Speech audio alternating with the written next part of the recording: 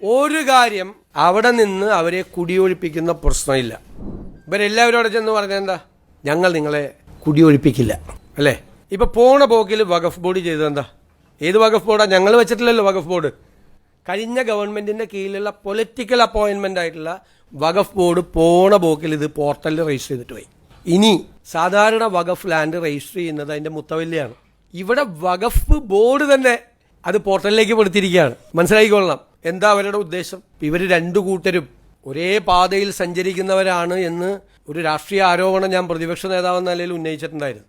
അതിന് അടിവരയിടുന്ന നടപടിയാണ് പോണ പോക്കി ചെയ്തത്. ശരിക്കും വഖഫ് ഭൂമിയാണ് എന്ന് എസ്റ്റാബ്ലിഷ് ചെയ്താൽ ഇവർ എൻക്രോച്ചേഴ്സാണ് അല്ലേ, ഇവർ കയ്യേറ്റക്കാരാ അല്ലേ. പിന്നെ അവരെ ഒഴിപ്പിക്കാൻ കോടതിക്കും പാടായിരിക്കും, ഗവൺമെന്റിനും പാടായിരിക്കും. അപ്പോൾ വരാൻ പോകുന്ന ഗവൺമെന്റിന് ഒരു 8ന്റെ പണി കൊടുത്തിട്ടാണ് ഇവരങ്ങ് പോയത്, വഖഫ് ബോർഡ് പോയത്. പക്ഷെ ഞങ്ങൾ അതിനെ നിയമപരമായി നേരിടും, നിയമപരമായ തീരുമാനം എടുക്കും. അപ്പോൾ 10 മിനിറ്റ് കൊണ്ട് തീരുമാനം എടുക്കാതിരിക്കാൻ വേണ്ടിയിട്ടാണ് ഈ ചെയ്തത്. 10 മിനിറ്റ് കൊണ്ട് തീരുമാനം എടുക്കാൻ പറ്റാവുന്നൊരു കാര്യം ആ 10 മിനിറ്റ് കൊണ്ട് തീരുമാനം എടുപ്പിക്കാതിരിക്കാൻ വേണ്ടി മനഃപൂർവ്വമായി രാഷ്ട്രീയമായി ചെയ്തതാണ്.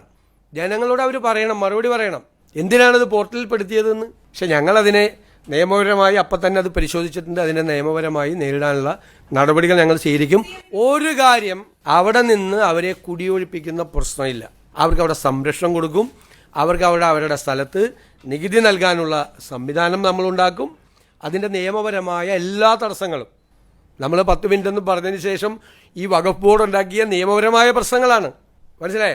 വഖഫ് ട്രൈബ്യൂണലിനെ കൊണ്ട് പോലും വഖഫ് ട്രൈബ്യൂണലിൻ്റെ തീരുമാനം പോലും വഖഫ് ബോർഡ് പോയി സ്റ്റേ ചെയ്യിപ്പിച്ചു. അറിയാലോ എന്തായിരുന്നു ആ ഗവൺമെന്റിന്റെ സ്റ്റാൻഡ് ഇക്കാര്യത്തിൽ. ഇവരെ മതപരമായി ഭിന്നിപ്പുണ്ടാക്കാനുള്ള സംഘപരിവാറിന്റെ അതേ അജണ്ട അതിന് കൊട പിടിച്ചു കൊടുക്കുകയാണ് CPM നേതൃത്വം വഹിക്കുന്ന ഗവൺമെന്റ് ചെയ്തത്.